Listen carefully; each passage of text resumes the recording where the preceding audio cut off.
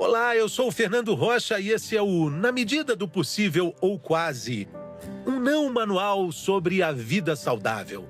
Não manual porque a gente, felizmente, não tem manual.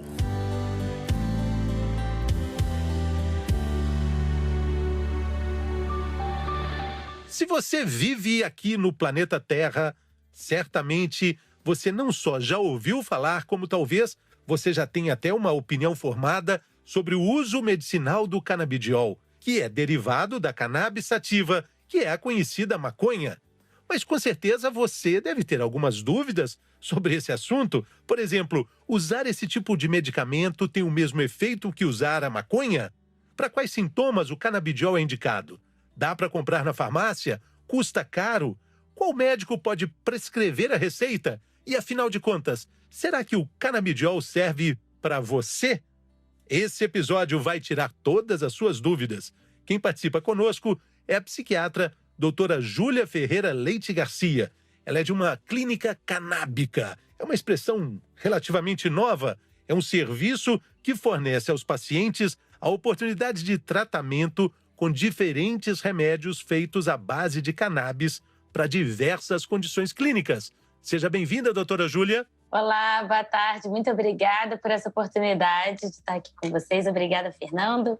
Obrigada, ouvintes. Vamos lá, então. Doutora, a lista de indicações para o uso do canabidiol vem crescendo muito, né?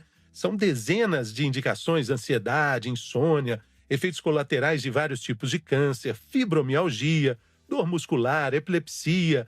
Com o avanço das pesquisas, essa lista vai continuar aumentando? Olha, eu imagino que essa lista seja extensa e continue se estendendo pela própria forma como a cannabis age no corpo. Ela age através de um mecanismo, de um sistema chamado sistema endocannabinoide. É uma palavra um pouco complicada, mas é um sistema próprio do nosso corpo de regulação, de tendência ao equilíbrio, de tendência à homeostase, que é um termo menos conhecido. Como ela age a partir desse sistema, ela age em muitas áreas do corpo e, portanto, tem um potencial terapêutico para múltiplas condições clínicas.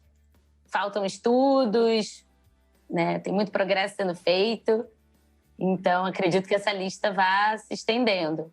Doutora, os endocannabinoides são receptores, ou seja, são partes do corpo que já estão prontas para receber e funcionar a partir da recepção do canabidiol, né? A gente tem isso espalhado pelo corpo todo?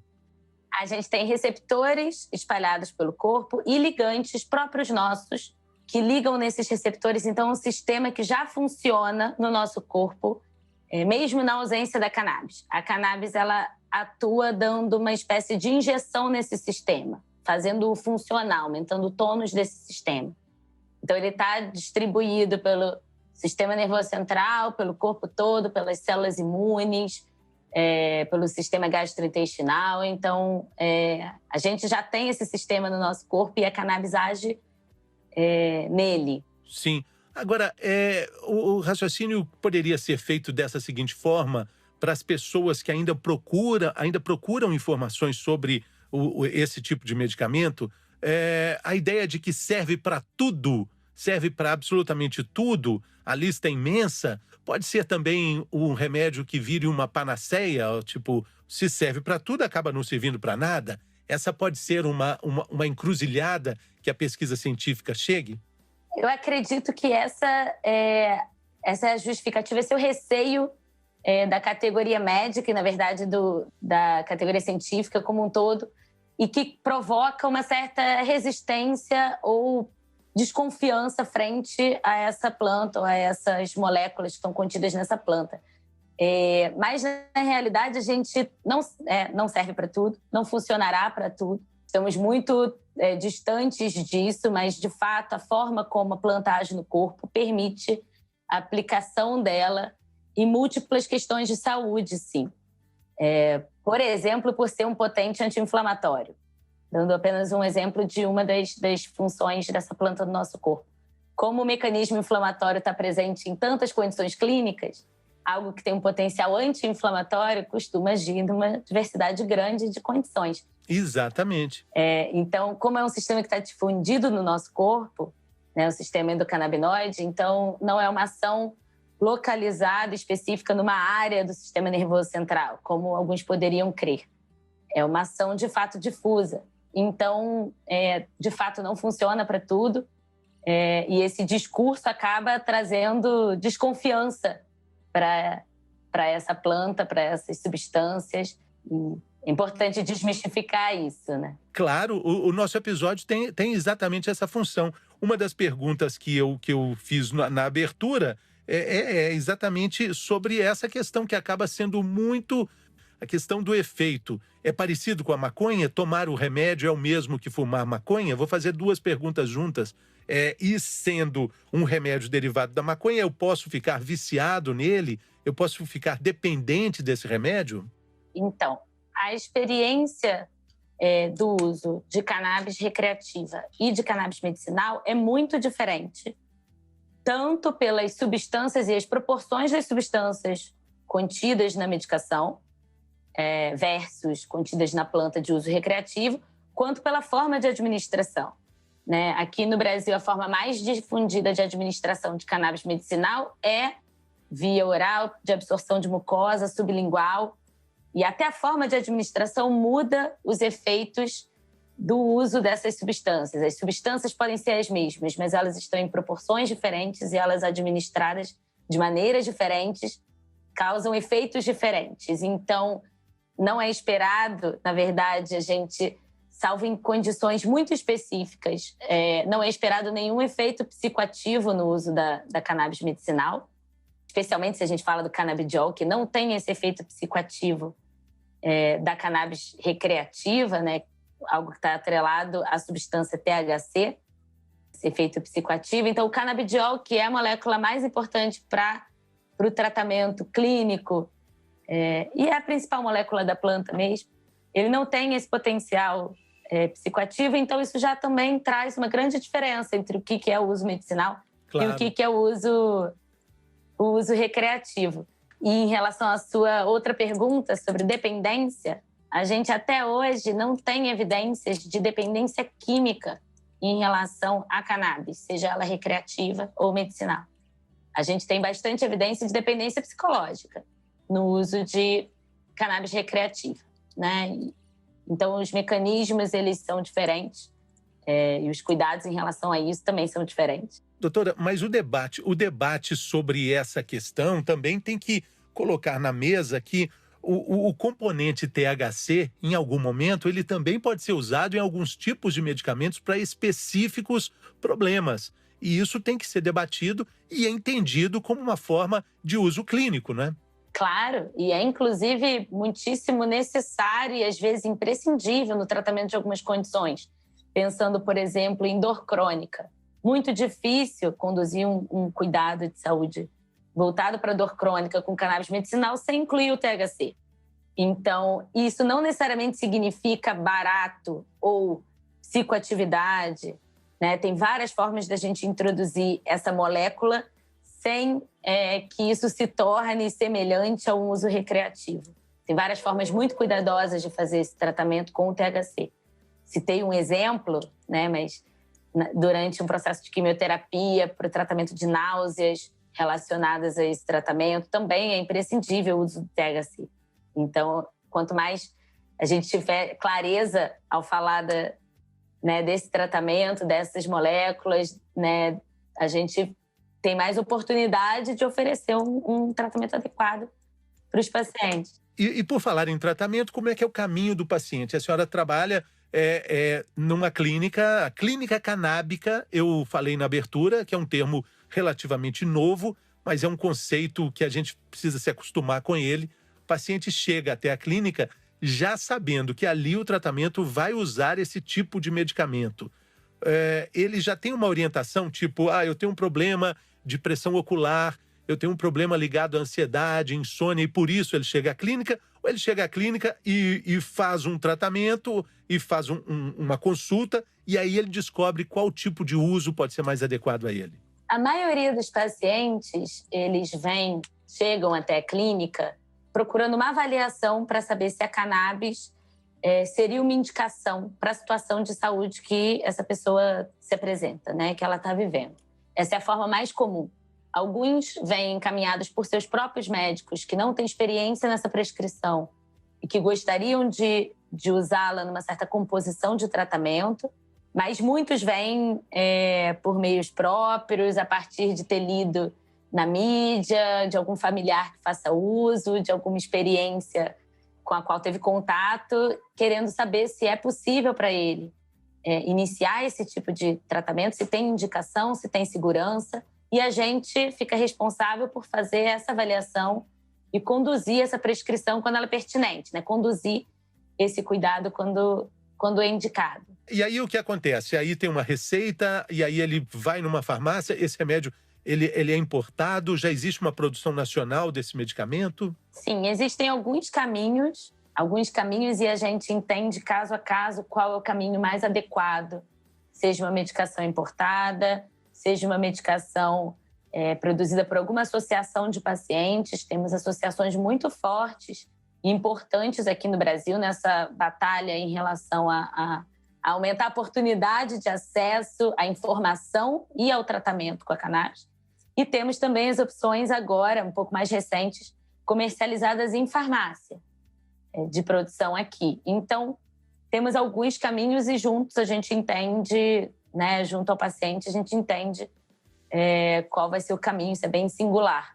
Qual caminho é mais interessante para esse início de cuidado. Cada caso tem a sua particularidade, mas existem entraves jurídicos, existem, além dos entraves sociais, existe também o entrave da importação e do preço, em alguns casos? Sim, a importação está bastante facilitada.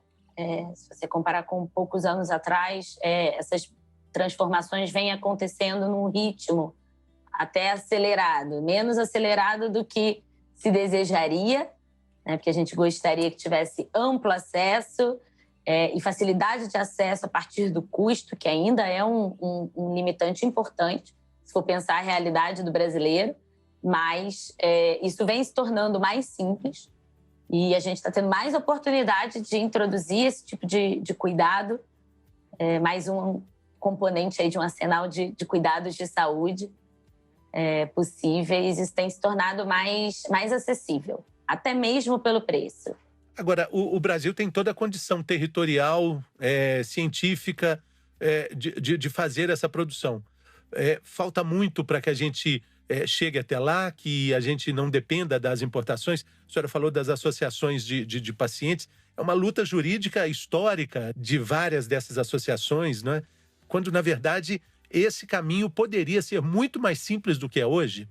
Eu acredito que sim. Estaria, né, nesse ponto, coloco bastante da minha opinião. Acho que a questão do uso da cannabis medicinal, até certo ponto, esbarra nas políticas de drogas e políticas que não têm, na verdade, relação com o que é o uso da cannabis medicinal. Mas essas políticas e essas legislações se esbarram e a gente acaba tendo entraves nesse sentido que não se justificam clinicamente, pensando que é uma medicação muito segura, que é uma medicação que beneficia a muitos, que deveria haver uma urgência em facilitar esse acesso para a população, seja pelo sistema público de saúde, né, como um incrível potencial de melhora de qualidade de vida para múltiplas questões de saúde.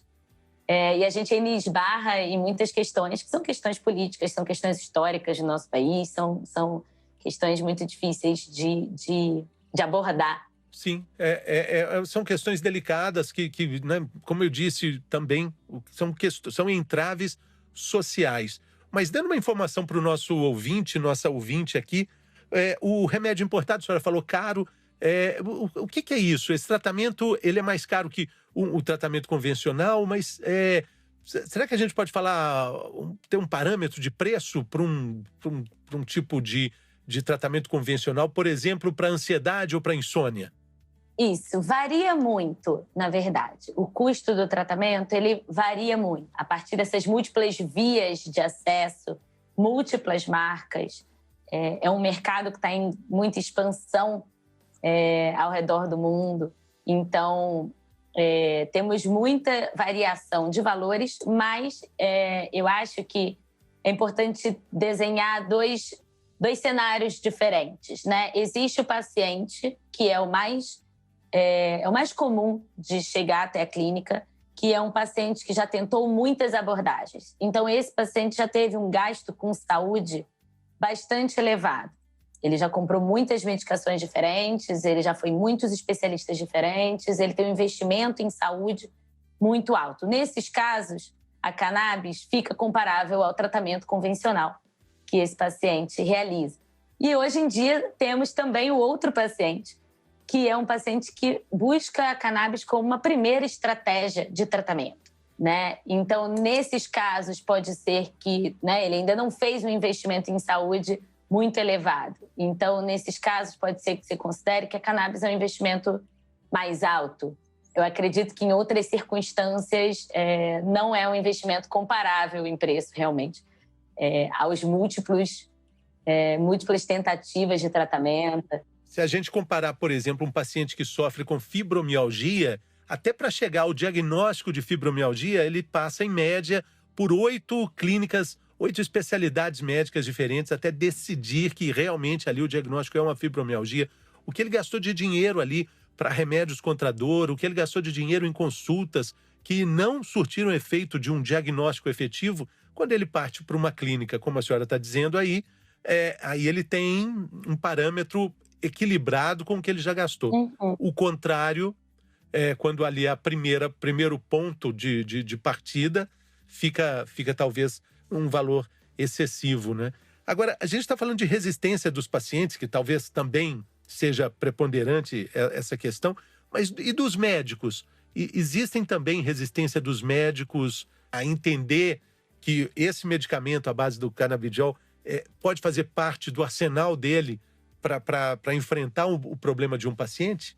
Muitíssima resistência. Até surpreendente. Isso vem melhorando, mas é até surpreendente, assim, a partir dos meus anos de clínica na clínica Gravital e, enfim, na canabinologia como um todo, eu esperava menos resistência do que de fato se apresenta. Acredito que a gente tem muito pouco disso, pelo menos eu lembro da minha formação, a gente tem muito pouco disso na formação médica, né? Na graduação, nas especializações, a gente tem pouca.